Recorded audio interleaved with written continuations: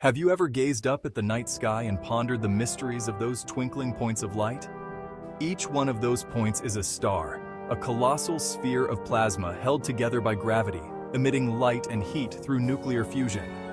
Some stars shine with intense brightness, while others are barely visible to the naked eye. Stars come in various colors, from cool red dwarfs to scorching blue giants. The universe is teeming with stars, each with its own unique characteristics and story. The life cycle of a star, from its formation in a nebula to its eventual demise, spans billions of years and involves complex processes. Stars are born in stellar nurseries, vast clouds of gas and dust, and can end their lives in spectacular supernova explosions. Understanding the stages of stellar evolution reveals the intricate and dynamic nature of our universe. Stars are not just celestial bodies, they are the forges of the elements. The carbon in our bodies, the oxygen we breathe, and the iron in our blood were all created in the hearts of stars. Stars often form in clusters, creating stunning galactic formations that light up the cosmos. Some stars end their lives as black holes, regions of space where gravity is so strong that not even light can escape. Let's explore the vast types of stars in our universe. From their birthplaces to their final stages, each star tells a unique story. Stars are born in giant clouds of gas and dust called nebulae. These nebulae are like cosmic kitchens, where the ingredients for stars are mixed and baked. Gravity plays a crucial role in this process. It pulls the gas and dust particles together, causing the cloud to collapse. As the cloud collapses, it gets denser and hotter. Eventually, the temperature and pressure at the center of the collapsing cloud become so intense that nuclear fusion begins. This is the process where hydrogen atoms fuse together to form helium, releasing tremendous amounts of energy in the process. This burst of energy marks the birth of a star. The newly formed star is called a protostar. Once a protostar ignites nuclear fusion, it enters a long, stable period of its life called the main sequence.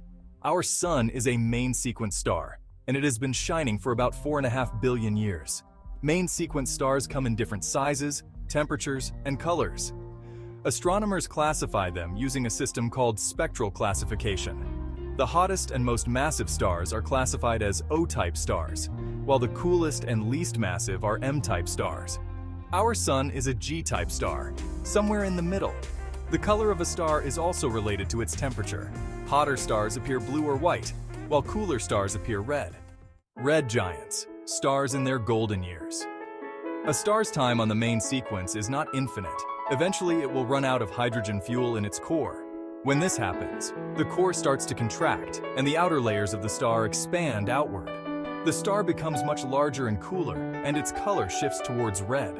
At this stage, the star is called a red giant. Red giants are truly enormous. If our Sun were to become a red giant, it would engulf the orbits of Mercury, Venus, and possibly even Earth. As a red giant continues to evolve, it may go through periods of instability, pulsating in size and brightness.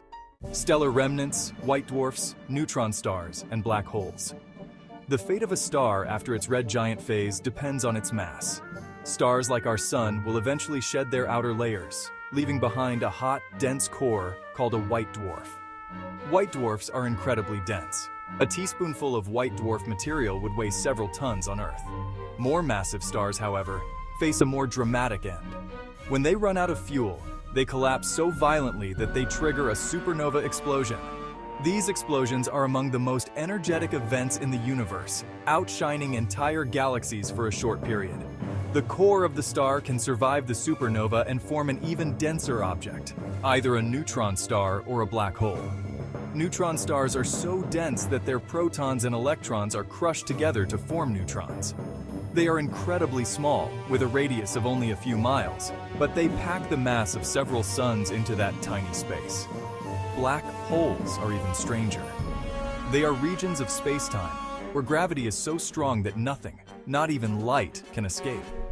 Black holes are invisible, but astronomers can detect their presence by observing their effects on nearby stars and gas. Stellar oddities, brown dwarfs, and supergiants. Not all stars follow the typical life cycle. Some stars, known as brown dwarfs, are failed stars. They are objects that are not massive enough to sustain nuclear fusion in their cores. They are larger than planets but smaller than stars, and they glow faintly, emitting mostly infrared radiation. At the other end of the spectrum are supergiants, the largest and most luminous stars in the universe. They are hundreds of times more massive than our Sun and can be millions of times brighter. Supergiants live fast and die young, ending their lives in spectacular supernova explosions. The study of stars is an ongoing journey of discovery. From the smallest brown dwarfs to the most massive supergiants, each type of star teaches us something new about the universe we inhabit. So the next time you look up at the night sky, remember the incredible diversity and complexity of the stars above, and the fascinating stories they tell.